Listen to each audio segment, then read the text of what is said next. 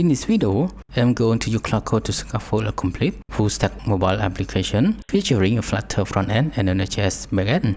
As you can see, we are starting with a completely blank canvas. The workspace only contains our .cloud configuration folders, a setting file, a basic cloud.md, and this blueprint.md file, which hold our high-level architecture prompts. To kick things off, I command Claude Code to read our blueprint.md file and generate a complete production-ready project code base from scratch.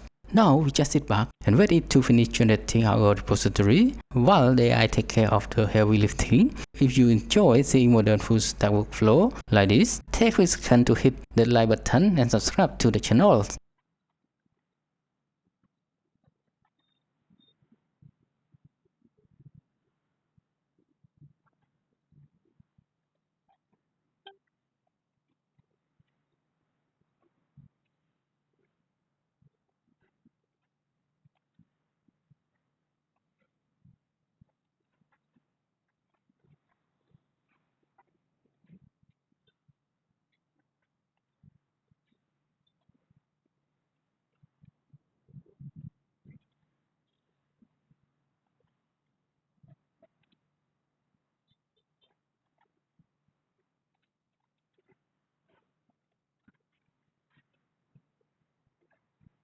Alright, the generation process is complete. Before launching the app, we first need to start our local database container using Docker.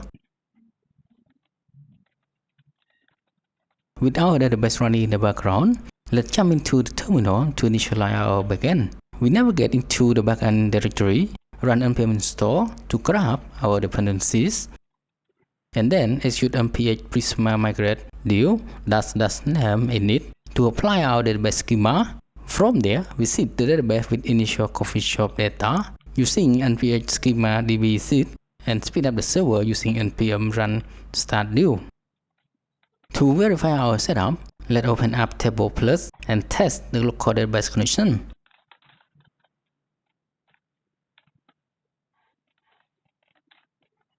Everything looks solid. Our core tables are correctly structured and populated with our seed data.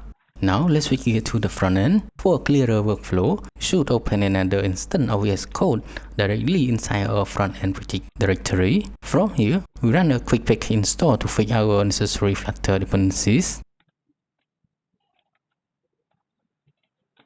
Next, we need to spin up an Android simulator so we can run and debug the Flutter application.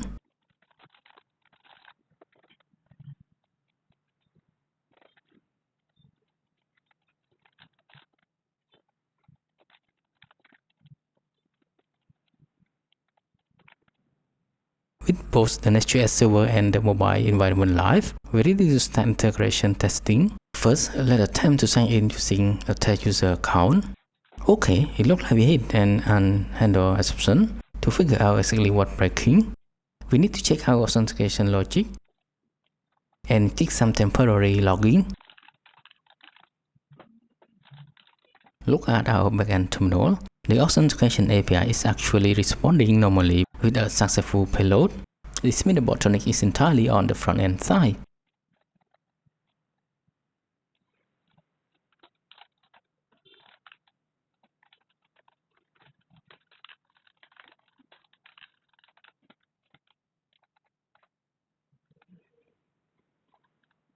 The issue seems to stem from the user model.fromJSON deserialization method. Let's isolate the problem by wrapping our parsing block inside a try-catch statement to capture the error string. And there's our culprit, a type-mismatch issue, where a string returned by the API is being improperly cast or converted into a number. After adjusting that menu conversion fetch, let's retest the login flow. Excellent, authentication is now working properly. However, the main dashboard isn't rendering any coffee products.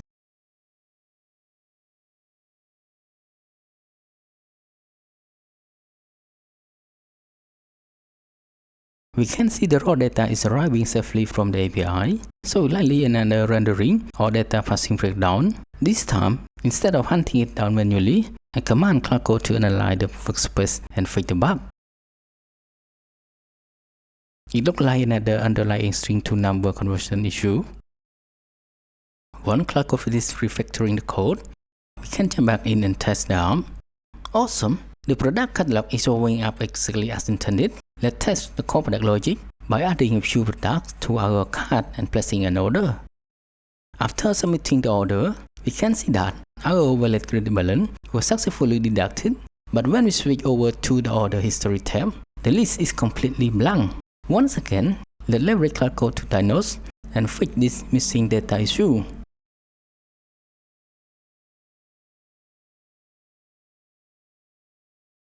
As expected, the bug traces back to another data type parsing conflict between string and numbers. Cloud Fix is solid, but because core model structure will changes during runtime, hot reload won't reflect the changes. We need to stop our current debugging session and perform a fresh build so that it executes the newly updated logic.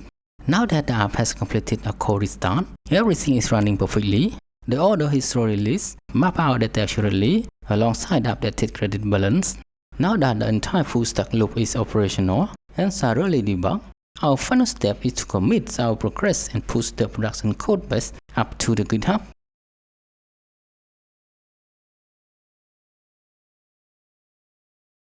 What are your thoughts on using Claude Code for complete full stack scaffolding? Have you run into similar data parsing constraints using automatic AI developer? Drop your thoughts in the comment section below. If you found the workflow helpful, don't forget to like and subscribe for more deep dive into modern full stack engineering. Thanks for watching, and I'll catch you in the next one.